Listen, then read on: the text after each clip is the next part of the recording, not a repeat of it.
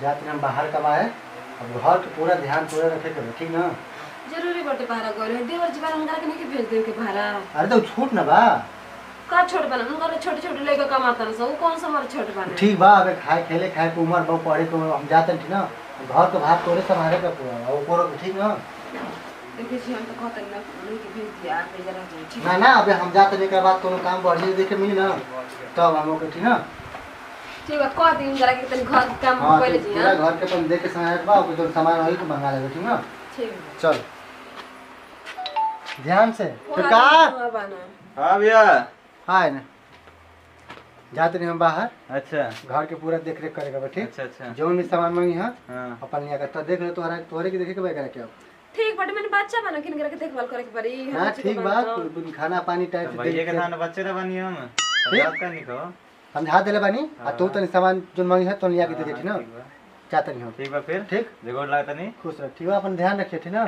ठीक इस सारे दिन तक का हो जाए ठीक है कहता नहीं भैया तो हमेशा कमा जाता मैंने कमाई जगह नहीं हो गेल काया पर हम अबे कमाई जो बने पढ़ाई से रहता था हमारे तनी भैया के मुंह पे काहे ना बोललू। ओह नो भैया तो कहते मैंने के पर भैया भी बच्चा बाटे। हां तो बच्चे ना बनी अबे तोरे बच्चे नहीं करे सामने बच्चे नहीं कतना बच्चा बारी खाए खाती कोई बच्चा नहीं खाली करे खाती बच्चा बाटे। अरे खूब खूब खाली हमरे बादा कमाई तो कमाई ई घर में रही त ठीक बाटे रहला जितना दिन रहे के बाटे देखते मैंने कितना दिन रहेला। भाभी का हो खाना था कहां बालू कहां बनी मैंने आंखें से नहीं देखा का कहां हम बनी मोने ताकत नहीं खाना था जल्दी भूख लगा था हमरा बहुत तेज हाथ में के का काट के खाए खाती करबू सरार था हमरा से खाना था देखा मुंह से मार के बोला ठीक नु। अरे तो का बोल देनी तोरा हम खाने ना मांगता नहीं हाथ बनू काट के खाला बना काय के खातिर बालू फिर तो जा खाना के दी हमरा के तार नौकरानी थोड़े ना आई हम जब खाना काट के मत कर जाके बिया खाला मेरा लिया ला करवा दे बियाह करवा कम से कम हम काय खातिर कराई ना तो तारा के कौन लड़कियों पूछिए से ना चला हुआ। हां हां बने बिया ना बता बहनिया।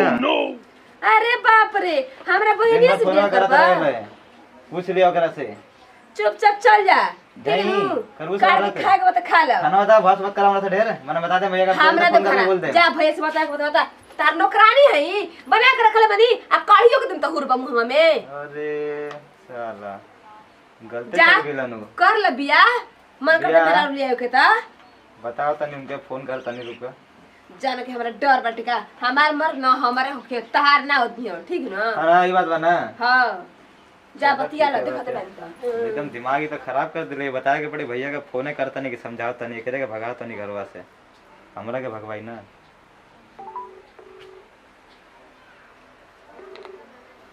हेलो हेलो का हो भैया कहाँ वाला कहाँ पहुँचला